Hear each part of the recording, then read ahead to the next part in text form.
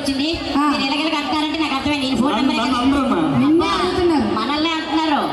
ఎలాగెలా అంటే ఎలాగంటే వేరే కాదు, మన ఫోన్ నెంబర్ అడుగుతున్నారు. మా ప్రోగ్రామ్ కావాలా మీకు? అడ్రస్ పెట్టు. ఫోన్ నెంబర్ చెయ్యి పైకెత్తు, పెట్టు.